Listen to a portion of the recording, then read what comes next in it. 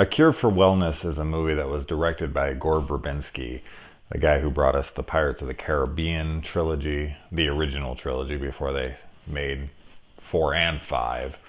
And this was a movie that when I had seen the trailers, I was like, oh, these are some pretty, there's some pretty imagery. It looked like it was a little bit more on the bizarre side, which is always fine with me.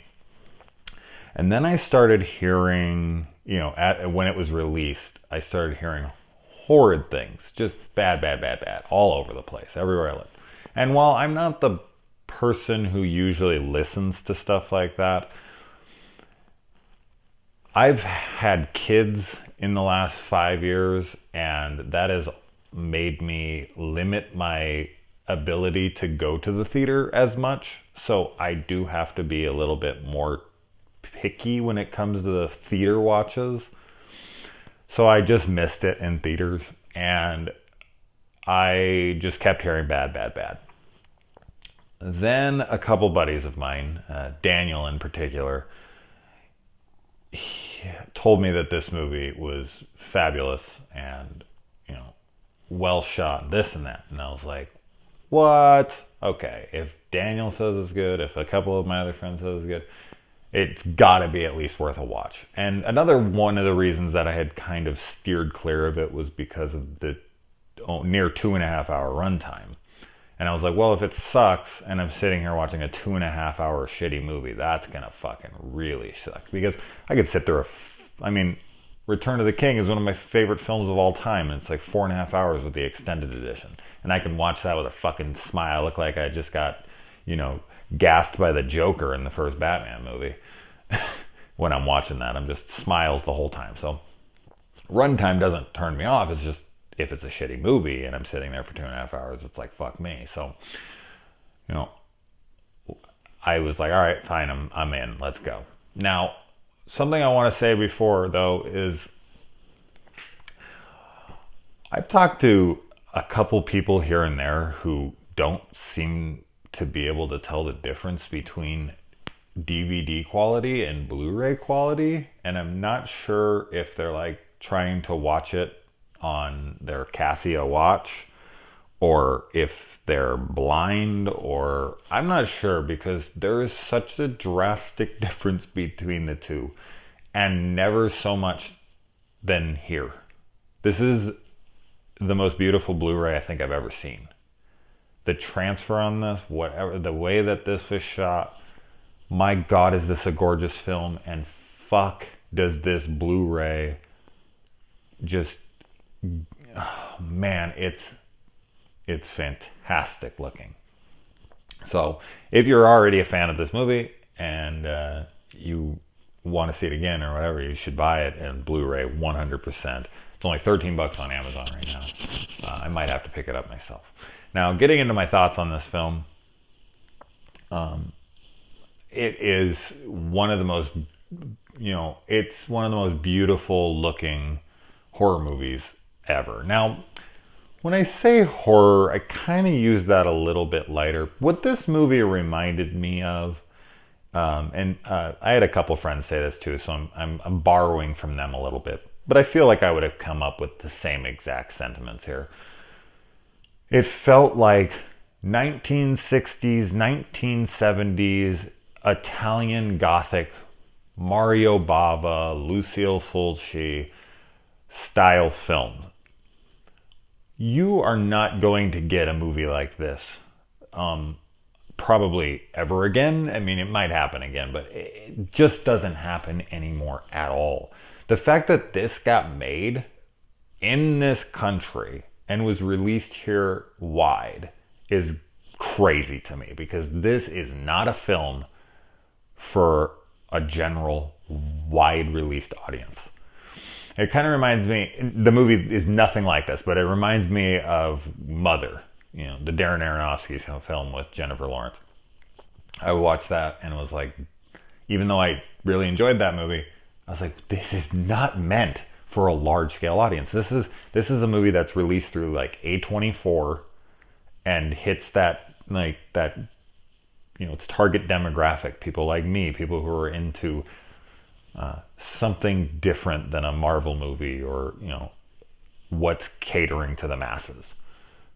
So Crimson Peak kind of felt like that as well. This has kind of a similar feel to it, but very different as far as its storytelling. Now, the plot here is not only ludicrous at times, but fairly simple. And I do think that a lot of people won't like this. And this is one of those films where you're watching it and you're loving it and you're just sitting there like, who the fuck can I recommend this to? You have like those couple core group friends who you're like, oh, I know he'd like it. And I know he'd like it. But if like someone came up to you and like, what did you watch last night? I'd be like, oh, I watched, Cure for Wellness. Oh, was it good? I'd be like, it was to me. Would I recommend it to you? Probably not. I don't know you. And that's just it. This is one of those kinds of movies that it's going to be for a very specific group of people. And the rest, and I understand why now. Now I get why this movie was hated. Because it is not meant for mainstream audiences. It's meant for people who love old Gothic Italian 1970s filmmaking. Like, this movie actually kind of reminds me of Shutter Island a little bit.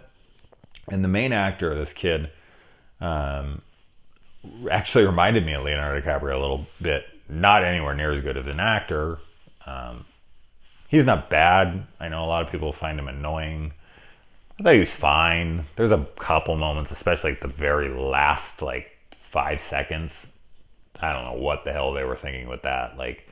That was goofy. They needed to reshoot that scene. But I liked him fine. And I really liked Mia Goth in this. I thought she was just wonderful.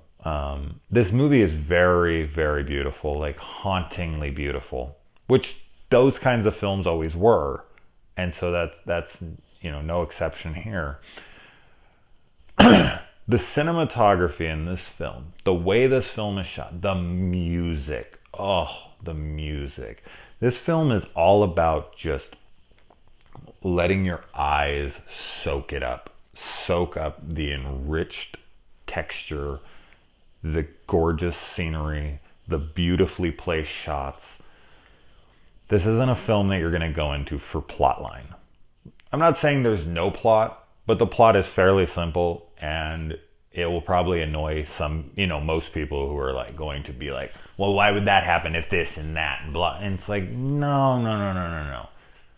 Try taking a Fulci movie and breaking down the logic of it. It's not there. There's not a lot of logic in those movies.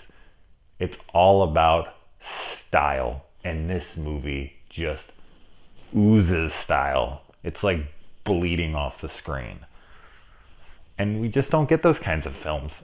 And I feel lucky that we got a film like this, that there's actually a budget being thrown at a project like this, because you just don't get that anymore. And only because it was Gore Verbinski, who had a lot of big titles to his credit. This is one of those passion projects for a director. The one where, the producer, he has to call in a favor.